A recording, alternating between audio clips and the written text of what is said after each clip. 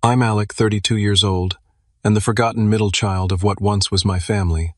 When I was 16, my stepmother Caroline convinced my father Thomas that I should stay home while everyone else enjoyed our annual beach vacation.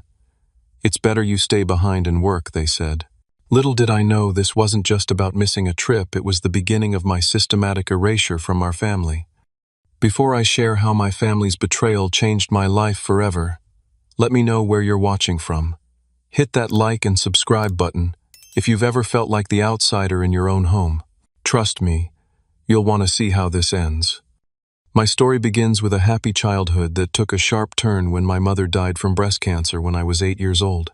For 2 years, it was just my father Thomas, my older sister Sarah, who was 10 at the time, me and my baby brother Noah, who was barely 2. We were broken, but still a family united by our shared grief and memories of Mom.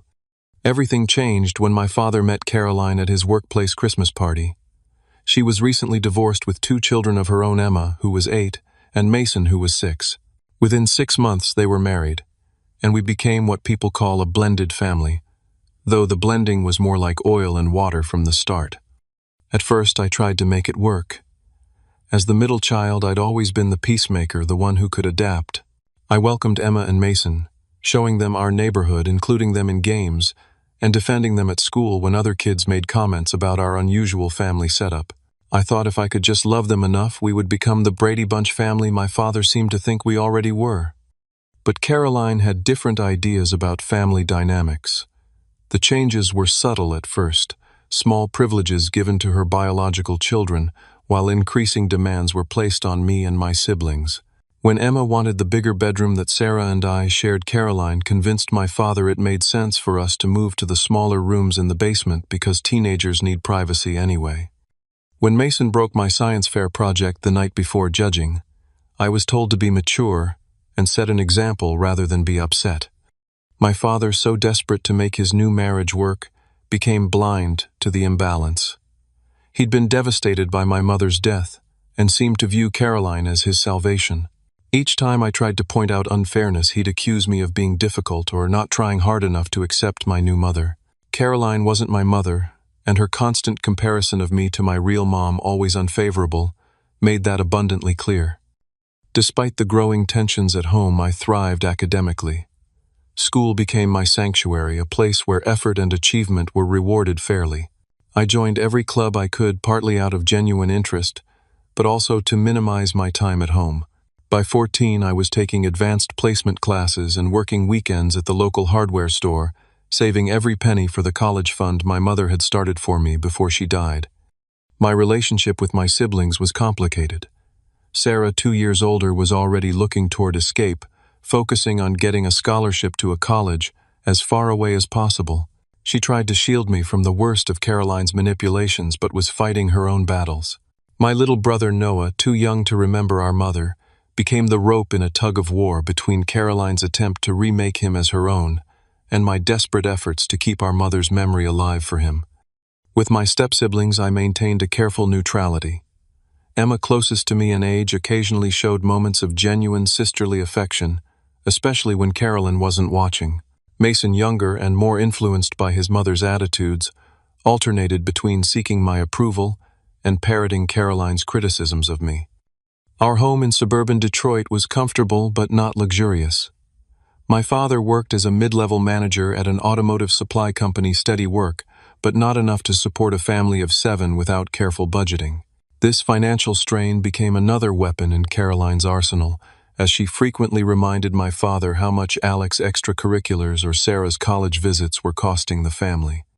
By 16, I had mapped out my future with the precision of someone much older. I would graduate early, earn scholarships to study engineering at Michigan State, work through college, and build a career that would make my mother proud. What I hadn't accounted for was how thoroughly Caroline would work to undermine those plans, or how completely my father would surrender to her vision of our family, one that increasingly had no place for me. The summer of that fateful beach trip, tensions had been building for months. My father had promised to match my savings for a laptop I needed for school, then backtracked when Caroline mentioned how Mason needed braces. Sarah had left for college the previous fall, and without her buffer, Caroline's treatment of me had grown more openly hostile. Little comments about how I looked just like my mother, but didn't have her kindness, or how I was becoming difficult just like Sarah peppered daily conversations. I tried to maintain peace by making myself useful cooking dinners, when Caroline claimed to be too tired helping Noah, and even Mason with homework taking on extra shifts at work to contribute to household expenses. But no matter what I did, it was never enough to earn the same affection my father showered on Caroline's children, or even on Noah, who by then was firmly under Caroline's influence. The beach vacation had been a tradition in my mother's family for generations. Every summer, we would spend a week at a rented cottage on Lake Michigan, building sandcastles, swimming until sunset, and eating ice cream on the pier. After her death, my father had continued the tradition, and it remained the one time each year when I felt close to both my past and my family. Even after Caroline joined our family, those beach weeks remained sacred until that summer when everything changed. By the time I turned 16, the subtle inequalities in our household had hardened into unmistakable patterns. While Emma and Mason received new clothes at the start of each school year, I was told to make do with hand-me-downs from Sarah or discount store bargains, because you're growing so fast it's just not practical. When Mason wanted expensive soccer camps, my father found the money, but when I needed fees for academic competitions, I was told to fundraise or pay from my own savings. I had been working at Harding's Hardware since I was 14, starting with sweeping floors and stocking shelves before earning a promotion to cashier. By 16, I was working 20 hours each weekend, plus Wednesday and Thursday evenings. Every dollar I earned was split 3 ways: 1/3 for immediate expenses like school supplies and clothes, 1/3 for college savings, and 1/3 to contribute to household bills. Caroline's children had no such obligations.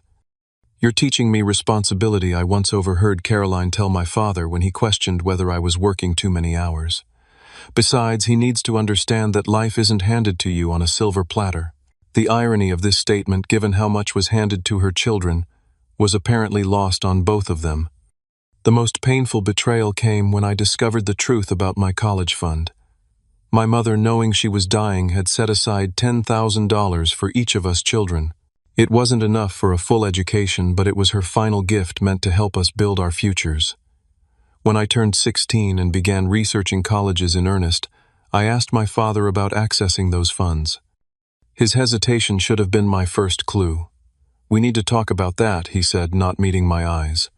"There have been some changes." Those changes turned out to be a complete depletion of my college fund.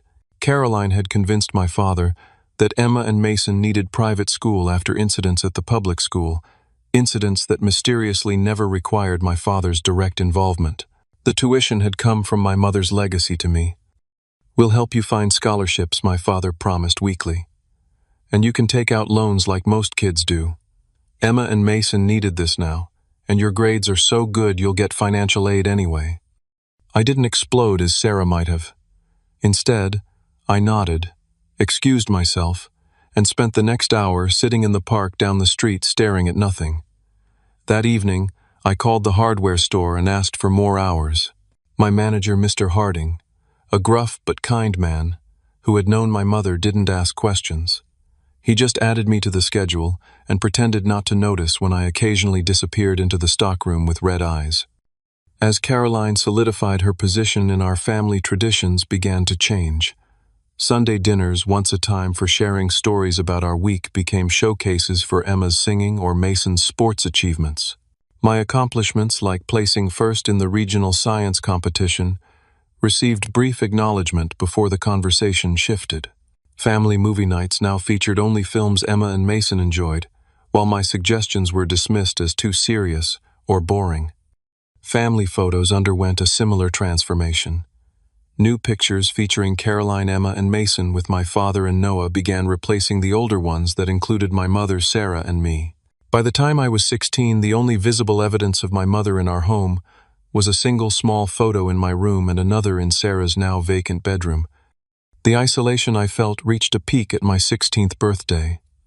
My mother had always made birthdays special with favorite meals, thoughtfully chosen gifts, and a day centered around the birthday child's preferences. Under Caroline's reign, my birthday dinner was scheduled on a night I had to work late because it was the only time that worked for everyone. When I arrived home, they had already eaten most of the meal, not my favorite foods but Mason's because we were ordering anyway. My father's gift was a generic gift card. Caroline and her children hadn't bothered with even that pretense. Later that night, I found Noah sitting on my bed waiting for me. At 10 years old, he was increasingly torn between the family alignment Caroline promoted and his natural affection for his biological siblings. He handed me a clumsily wrapped package, a framed photo of our mother holding me as a baby that he had rescued from a box in the basement. "I heard Caroline tell Dad they should put this stuff in storage," he whispered. "I don't remember Mom much, but I know you miss her." That small act of rebellion and connection nearly broke me. I hugged him fiercely, thanking him for the perfect gift. After he left, I carefully hid the photo, knowing instinctively that Caroline would find a way to remove it if discovered. The first major confrontation came shortly after my birthday. My father had promised to attend my academic awards ceremony, where I was receiving recognition for having the highest GPA in my class. The morning of the event, he informed me that he couldn't make it because Mason had a soccer game. "This is the third time you've chosen one of their events over mine," I said quietly, determined to remain calm. "That's not fair, Alec. We support all you kids equally." "Do you? When was the last time you missed one of Mason's games for something I was doing, or one of Emma's recitals?" His silence was answer enough. When he finally spoke, his words revealed how completely Caroline had rewritten our family narrative. "You've always been so independent, Alec. Mason and Emma need more encouragement. They're not naturally confident like you." The absurdity of this statement, attributing my self-reliance born of necessity to some innate trait that justified their neglect, left me speechless. I went to the ceremony alone, received my award to applause from strangers, and returned home to find no one had even asked how it went. That night, I discovered another disturbing development. Looking through our family photo album to find a picture of my mother for a school project, I noticed something odd about the recent family photos. In group shots where I had stood at the edge of the frame, the photos had been cropped to remove me entirely. In others, I was positioned so far in the background that a casual observer would never identify me as part of the family.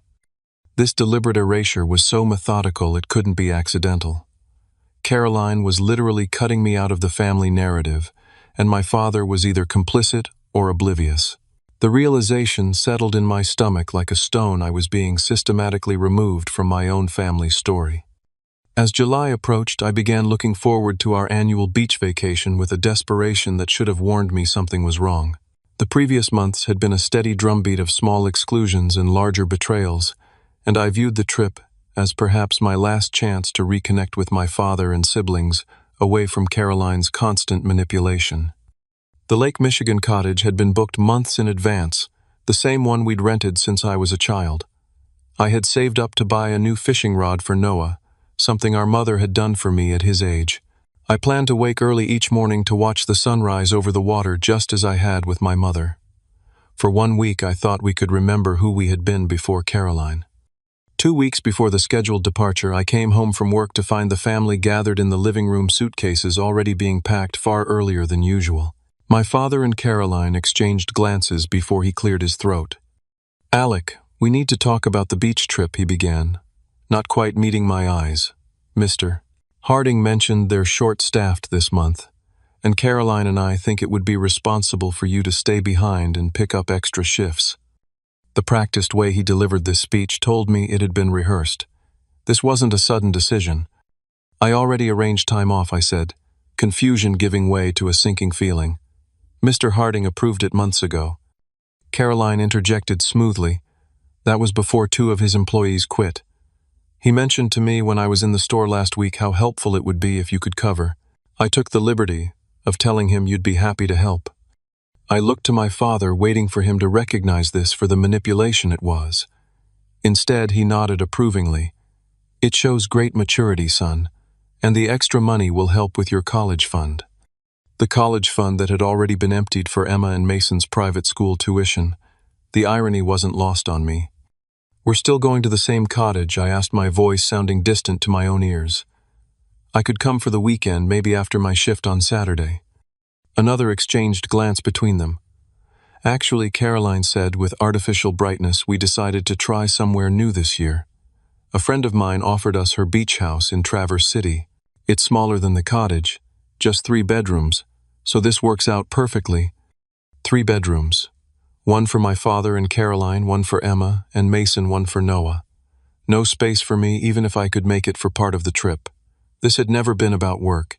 It was about excluding me entirely. Noah, who had been quietly listening, piped up. But Alec always comes to the beach. He teaches me to fish and helps me build sandcastles. Caroline's smile tightened. You're getting too old for sandcastles, sweetie. And Mason can teach you to play beach volleyball. Instead, it's much more fun than fishing. The systematic replacement of my role in Noah's life couldn't have been clearer. I looked at Emma, wondering if she felt any discomfort with this situation.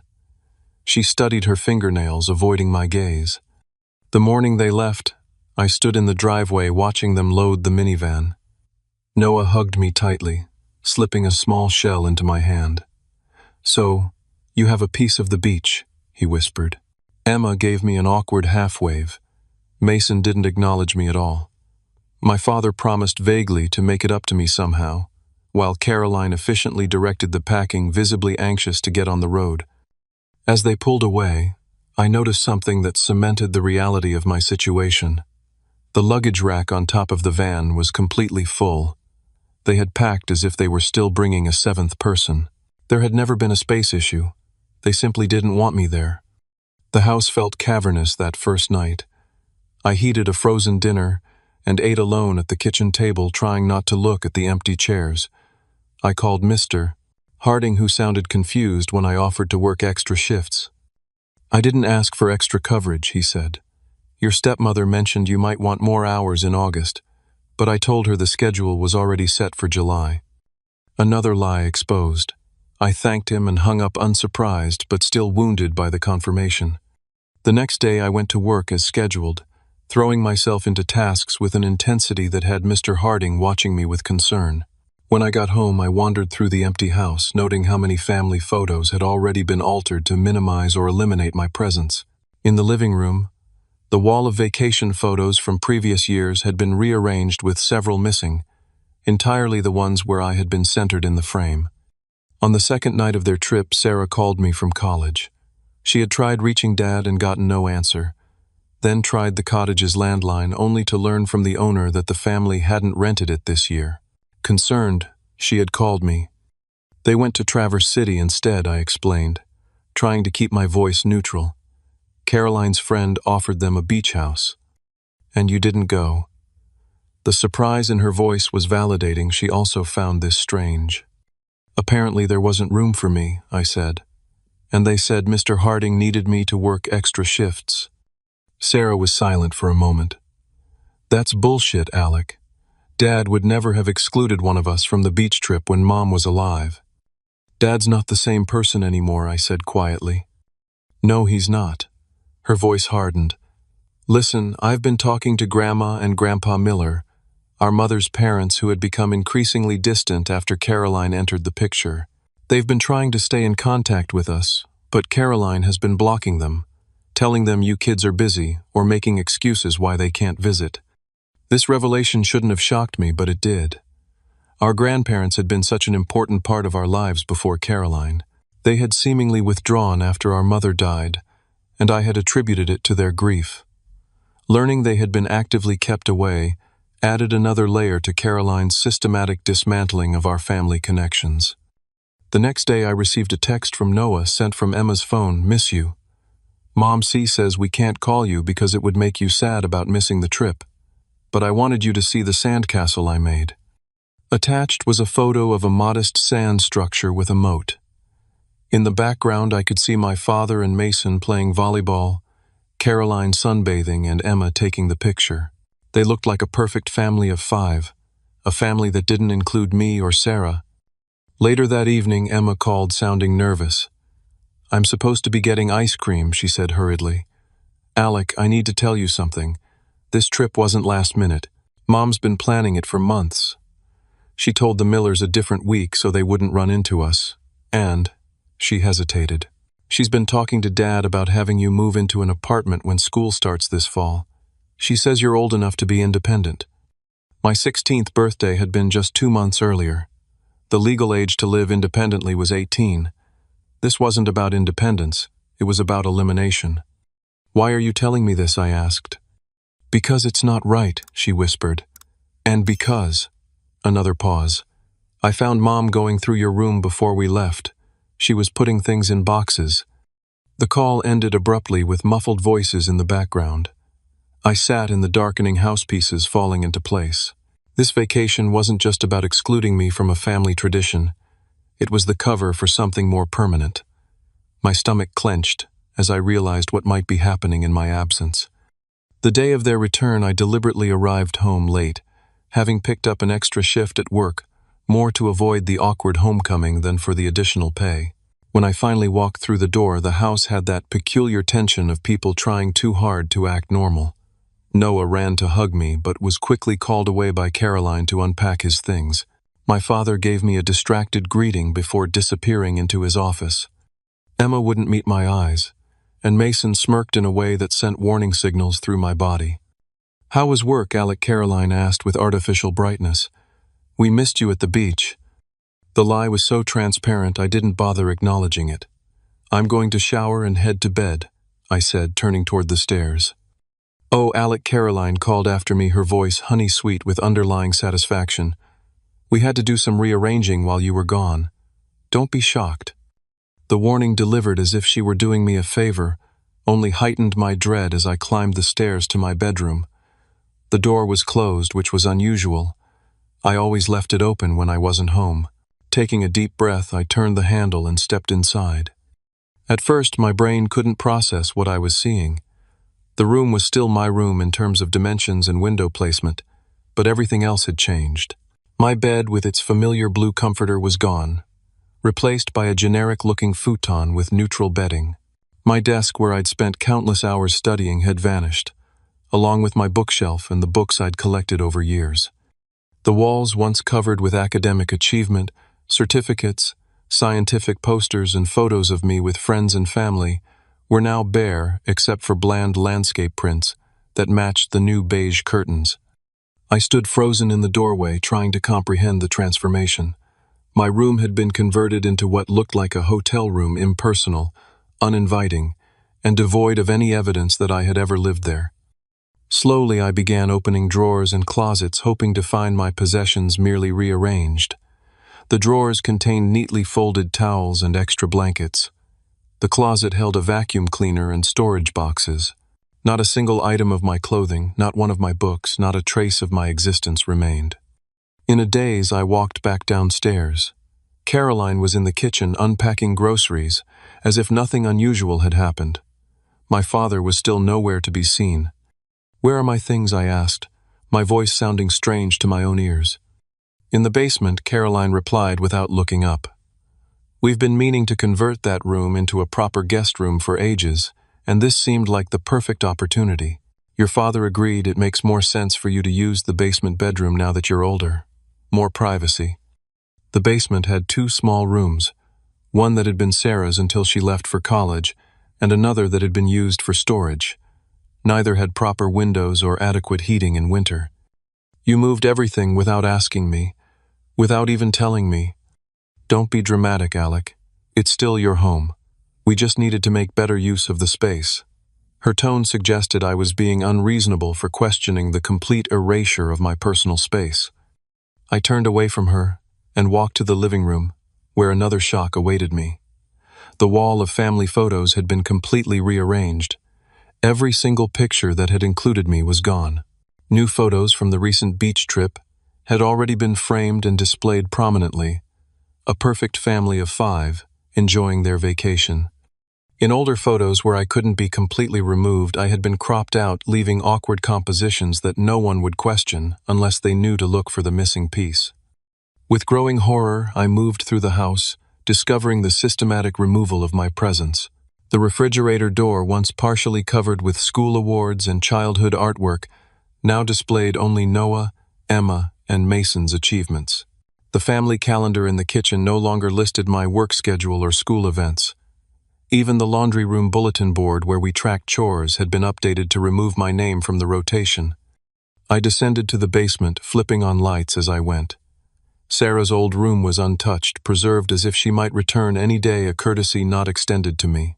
The storage room door was ajar, and inside I found cardboard boxes stacked haphazardly, labeled in Caroline's precise handwriting: Alec, books Alec, clothes Alec, school.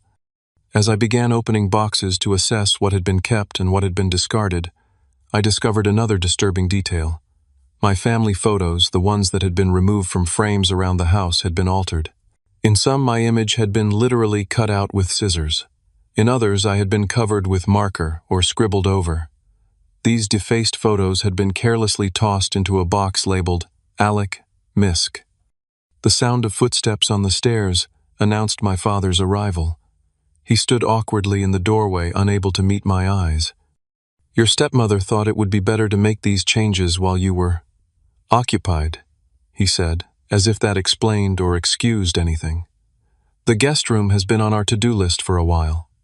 And erasing me from every family photo, was that on the to-do list too? I held up one of the defaced pictures where my face had been methodically scratched out with what looked like a knife point. He blanched. "I didn't know about that. That's not, I'm sure Caroline didn't." "Stop lying, Dad. Stop pretending this is normal." My voice remained steady, even as I felt my world collapsing.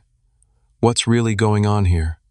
He sighed heavily, suddenly looking old and defeated. "Caroline thinks it would be best if you started thinking about more independent living arrangements. You're almost 17.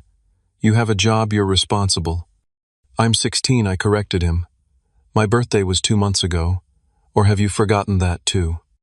"17 soon," he amended weakly. "And you've always been mature for your age. Caroline thinks." "I don't care what Caroline thinks." The first crack in my composure. "What do you think, Dad? Do you think it's appropriate to throw your 16-year-old son out of his home, to erase him from family photos, to pretend he doesn't exist?" He had no answer.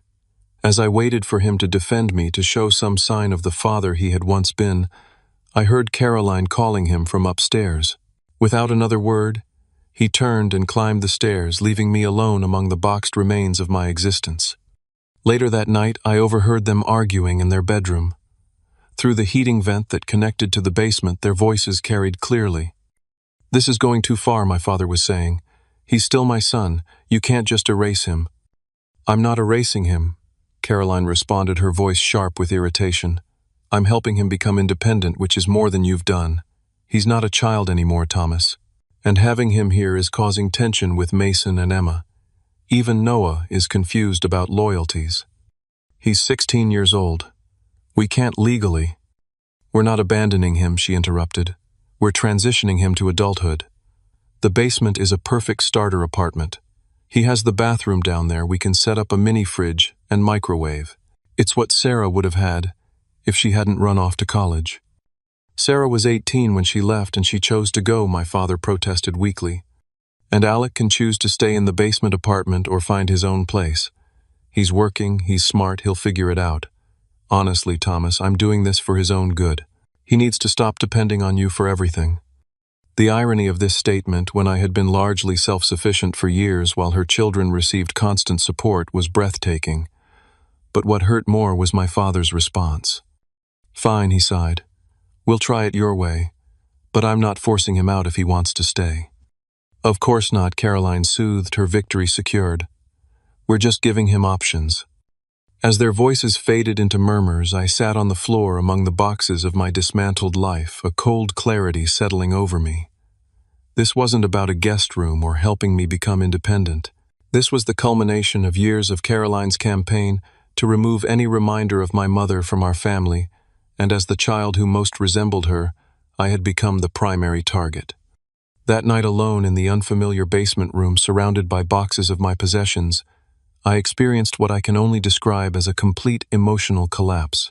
For years I had maintained a careful composure, believing that if I just worked hard enough, achieved enough, or helped enough, I could secure my place in my own family. Now the physical evidence of my expendability was stacked around me in cardboard boxes, My identity literally cut out of family photos. I allowed myself one night of total grief. I cried for the mother I had lost, for the father who had chosen a new family over his children, for the siblings who were being taught to forget me, and for the childhood that had been stolen piece by piece. I cried until my throat was raw, and my eyes swollen, muffling the sounds in a pillow so no one upstairs would hear the breakdown I could no longer contain.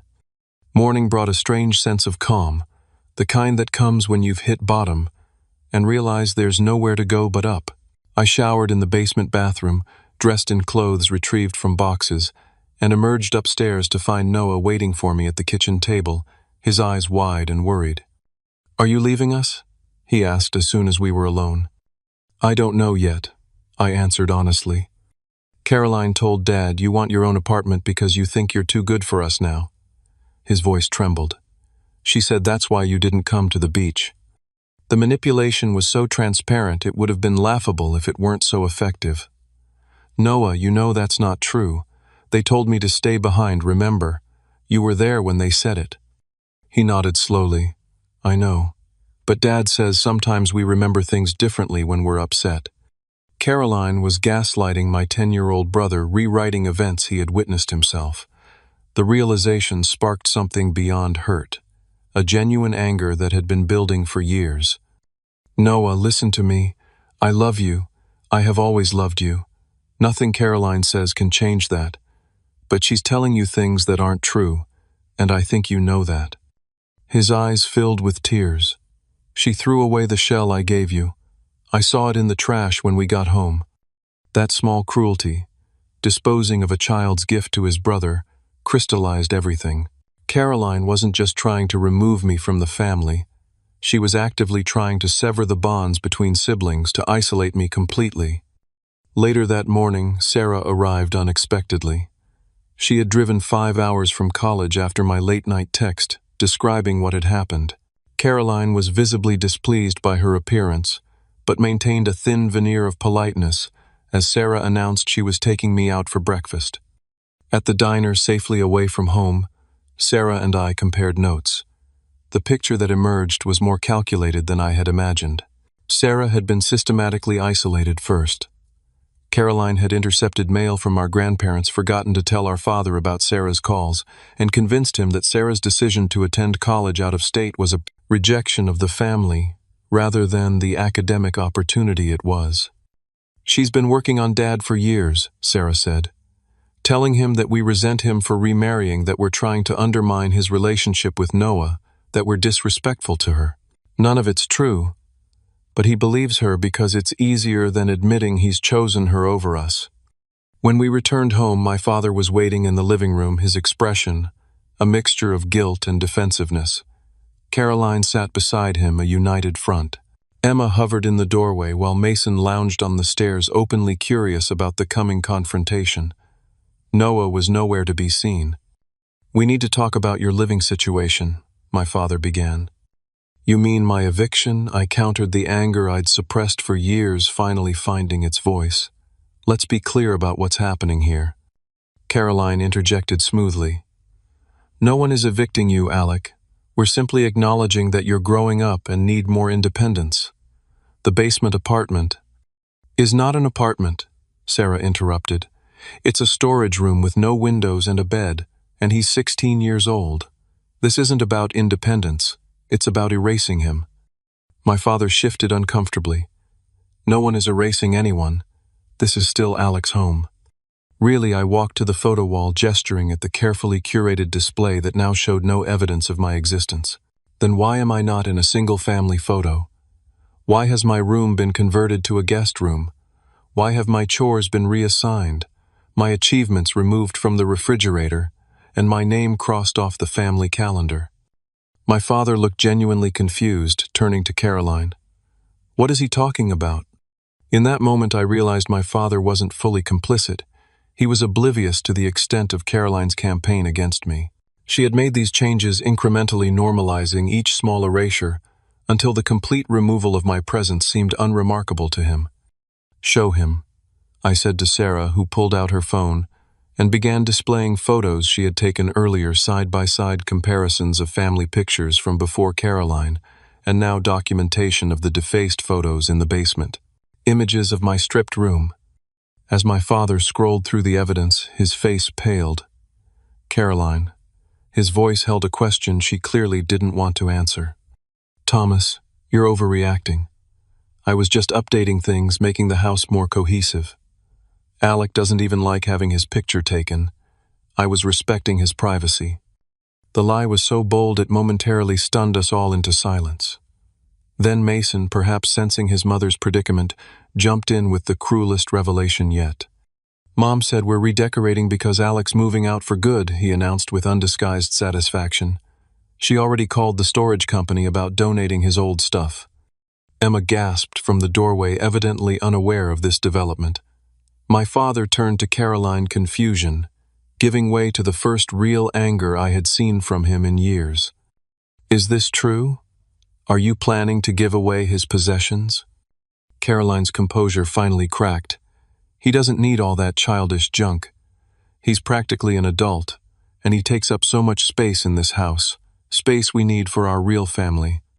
The words hung in the air, a truth finally spoken aloud that could not be retracted. Our real family. Not including me or Sarah. Perhaps not even including Noah, except as a convert to Caroline's vision. I think my father said slowly that you and I need to have a private conversation. He stood gesturing for Caroline to follow him to their bedroom. As they left, Mason scowled at me. Way to go, crybaby. You just had to make a scene. Emma remained silent, her expression torn between guilt and relief that the truth was finally emerging. From upstairs came the sound of raised voices, my father's questioning, Caroline's defensive. Sarah put her arm around me. Whatever happens with them, she said quietly, you're coming home with me. My roommate moved out last month. The apartment's small, but it's safe. And it's far away from here.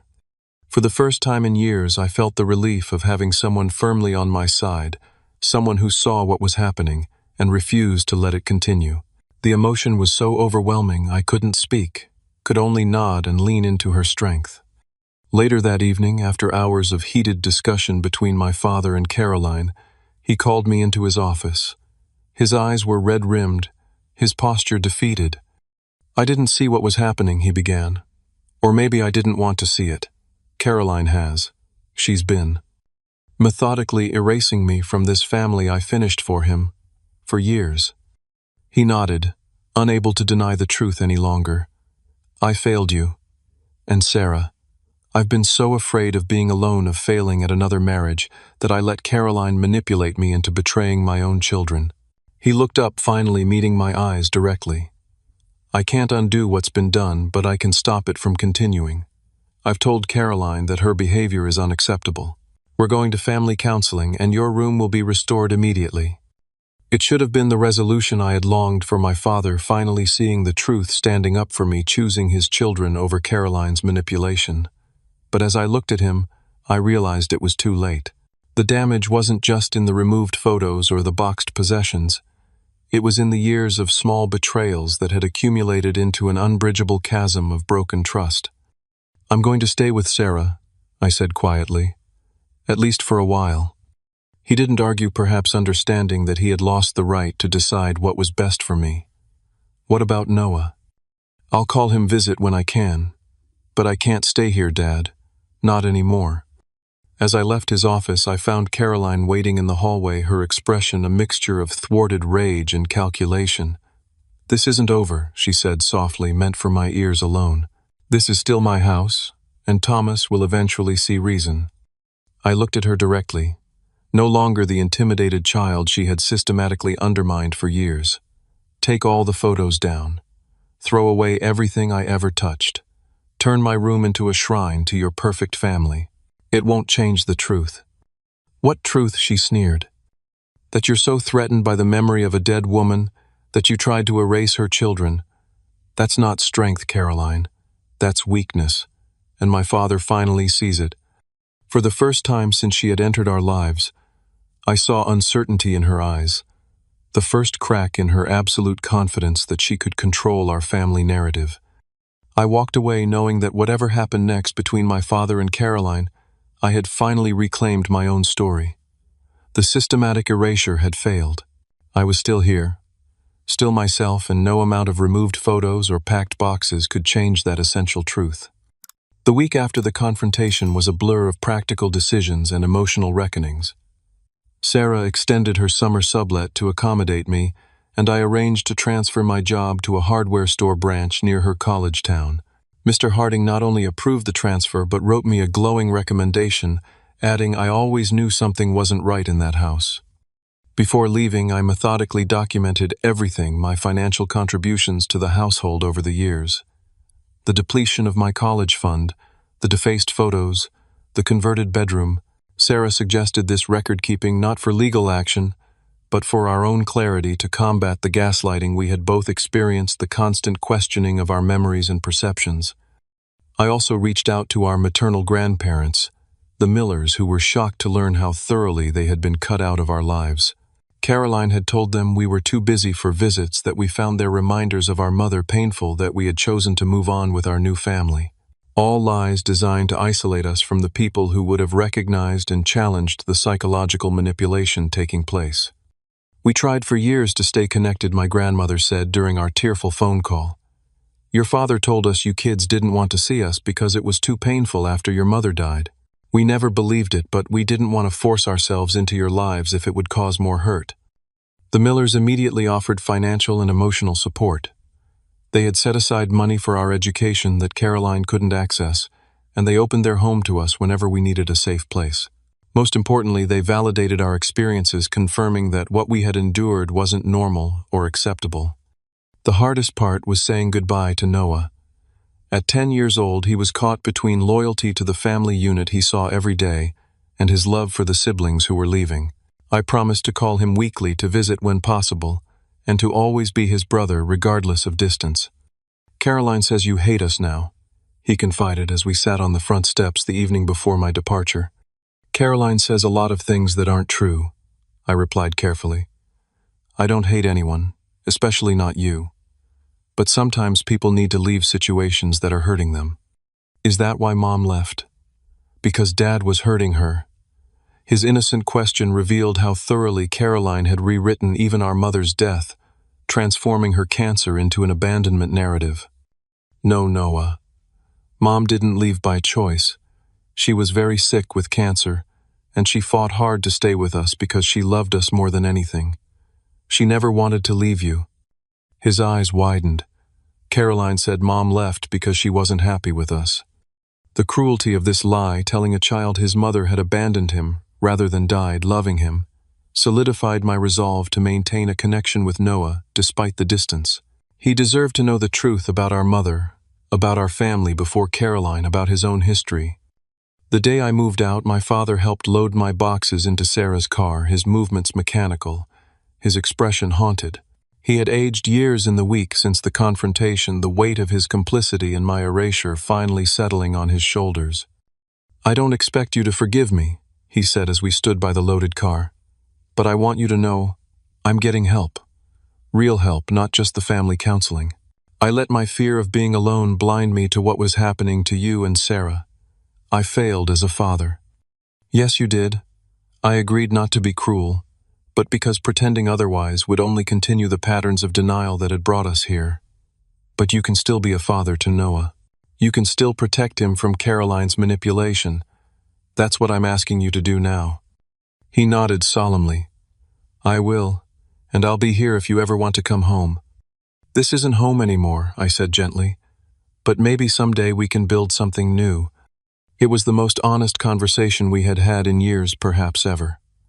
As Sarah and I drove away, I watched my childhood home recede in the side mirror, feeling both grief and liberation in equal measure. Life with Sarah was an adjustment. Her one-bedroom apartment was cramped with 2 people, but the freedom from constant psychological warfare made the physical constraints insignificant. We established new routines, divided chores fairly, and supported each other through nightmares and moments of doubt. The hardware store job paid less than my position with Mr. Harding, but I supplemented it with weekend work at a campus coffee shop. Every dollar went into a dedicated account for my education, one that no one else could access.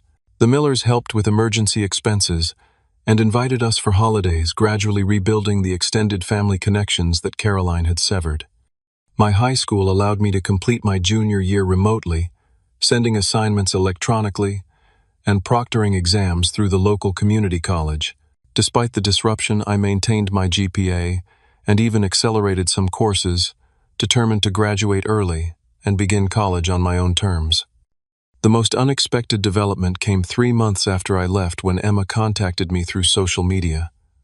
Her message was brief. Mason broke my phone so Caroline couldn't see I'm talking to you. Things are worse here. Dad moved into the guest room. Caroline's telling Noah you abandoned him like Mom did. Can I call you? Our subsequent conversation revealed that my departure had not led to the family harmony Caroline had predicted. Instead, without me as the designated scapegoat, the dysfunction had found new targets. My father's awakening to Caroline's manipulation had created an ongoing conflict that was affecting everyone in the household. Dad wants a divorce, Emma confided, but Caroline says she'll take Noah if he tries to leave her. Though I had no legal standing to intervene, I maintained contact with Emma, offering support and perspective as she navigated the increasingly toxic household. Eventually, she began spending weekends with Sarah and me, finding in our tiny apartment the acceptance and stability lacking in her own home. A year after I left, my father finally filed for divorce. The legal process was messy and protracted, with Caroline fighting for full custody of Noah and making false allegations about my father's parenting. The documentation Sarah and I had gathered became crucial evidence demonstrating Caroline's pattern of manipulation and emotional abuse. In the end, the court awarded my father primary custody of Noah, with Caroline receiving supervised visitation after a court-appointed psychologist identified concerning patterns in her behavior. Emma chose to live with her father and Noah, while Mason elected to stay with Caroline, his mother's primary ally and enabler. By the time I graduated high school a year early as planned, I had established a new life independent of the family trauma. The Millers attended my small graduation ceremony, along with Sarah, Emma, Noah, and my father. Caroline and Mason were conspicuously absent, having constructed their own narrative in which I was the villain who had destroyed their perfect family. The scholarship offers came in that spring, not as many as I might have received without the disruption, but enough to provide options. I chose a university 3 hours from Sarah's, close enough for regular visits, but far enough to establish my own identity, separate from the experiences that had defined my adolescence. On my 18th birthday, my father handed me an envelope containing the deed to a small trust fund my mother had established for each of us children. Caroline had never known about this account, which had been managed by my mother's attorney with instructions to release it when we turned 18. It wasn't a fortune, but it represented my mother's enduring care and foresight, her determination to provide for us even after her death. "She would be proud of you, my father," said his voice thick with emotion. "You've shown more strength and integrity than I ever did." "I had a good example," I replied. "For 8 years I had the best." It wasn't complete reconciliation, but it was a beginning, an acknowledgement of our shared loss and the possibility of a new relationship built on truth rather than denial. The road ahead would be complex, with setbacks and disappointments, alongside moments of connection, but at least now we were walking in the light of honesty rather than the shadows of manipulation.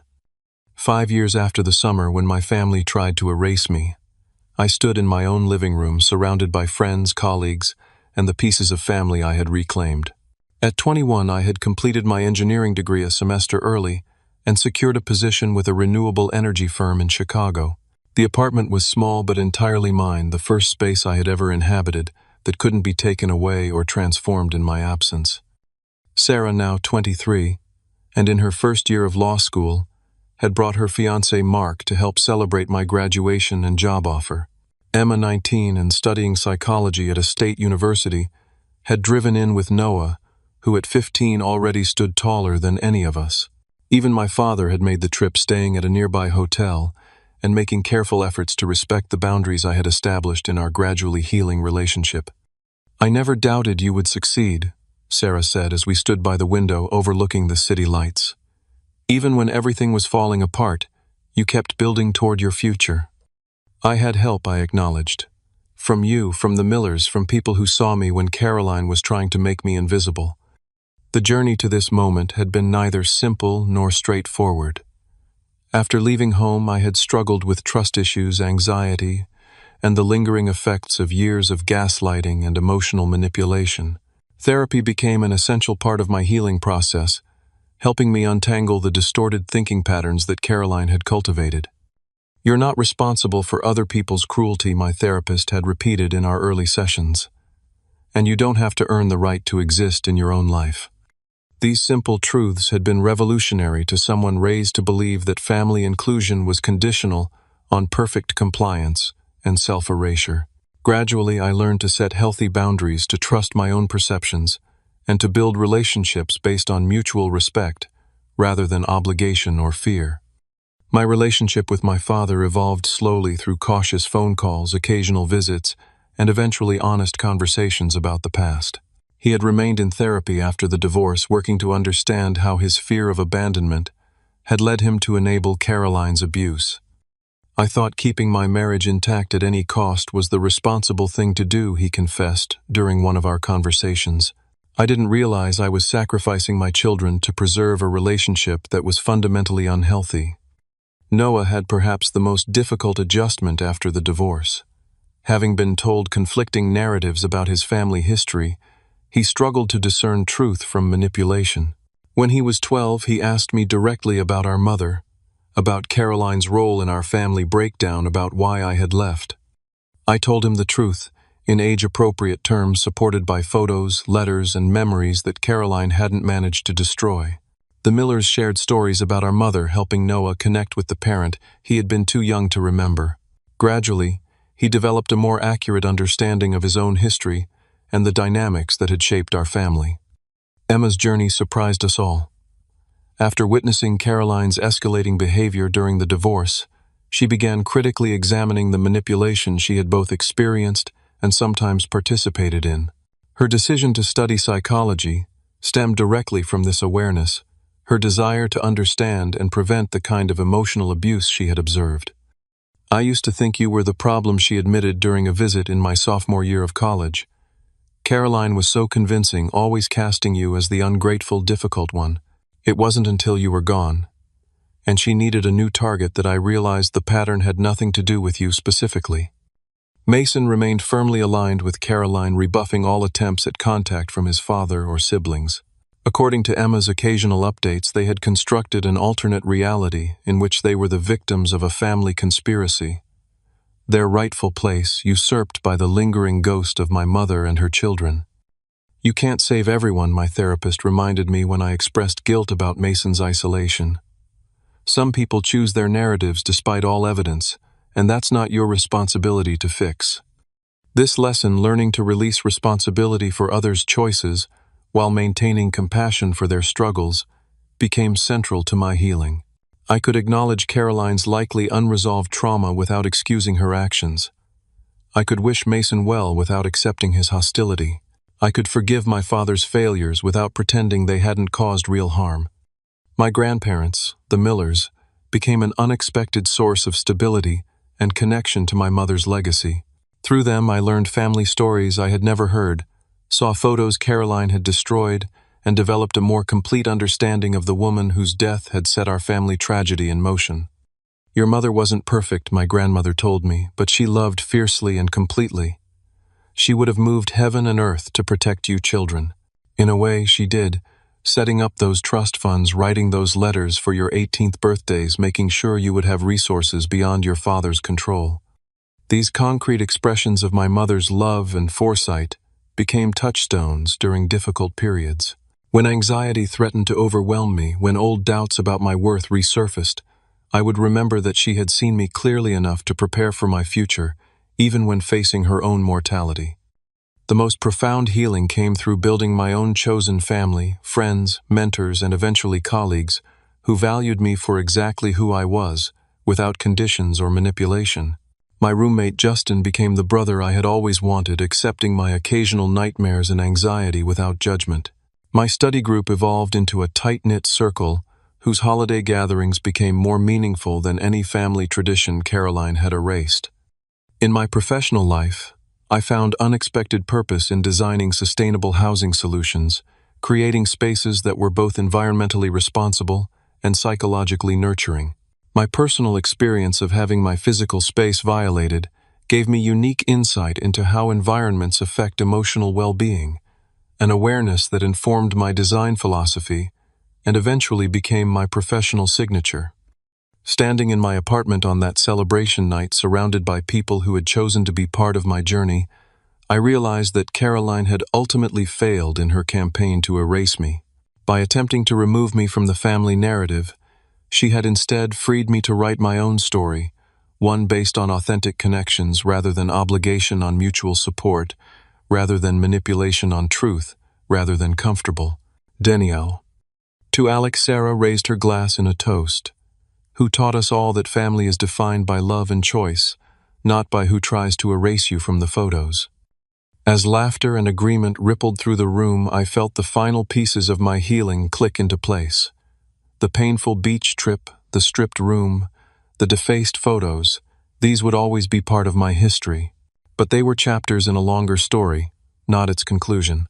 The true ending was still being written day by day, choice by choice, in the life I had reclaimed and the connections I continued to nurture. Later that evening, as the gathering wound down, Noah approached me with a small wrapped package. "I found this in the attic last month," he said. "Dad didn't know it existed." Inside was a letter from our mother, dated a week before her death, addressed to me on my future graduation day. Somehow it had survived Caroline's purge, hidden away where even my father had forgotten its existence. "My darling Alec," it began. "If you're reading this, you've accomplished something wonderful, and I'm only sorry I couldn't be there to celebrate with you in person. Know that I see you, your kindness, your determination, your quiet strength. The world will try to tell you who you are, but you already know. Trust that knowledge. It will never lead you astray." Those words, "I see you," from a mother who had been gone for nearly 15 years, provided the perfect counterpoint to Caroline's attempts at erasure. Even from beyond death, my mother had managed to witness me, to acknowledge my existence and worth in a way my stepmother had tried so desperately to deny. I share this story now, not to dwell on past hurts, but to reach anyone who has experienced the particular pain of being erased within their own family. Your story matters. Your existence matters. The people who try to minimize or erase you do so from their own woundedness, not because you are unworthy of being seen. The family photo wall in my apartment now holds images from every chapter of my life. Pictures with my mother, with Sarah and Noah, with my grandparents, with the friends who became chosen family, with my father as we carefully rebuild our calmer relationship. There are gaps in the chronology periods when Caroline's influence meant no photos were taken or preserved. But these gaps are part of the honest record evidence of a struggle overcome rather than a successful erasure. Have you ever felt invisible in your own family?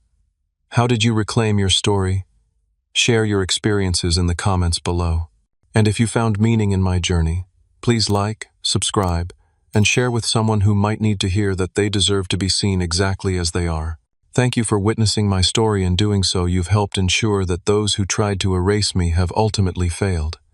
Remember, your worth isn't determined by those who try to diminish you, but by your courage to remain authentically yourself despite their efforts.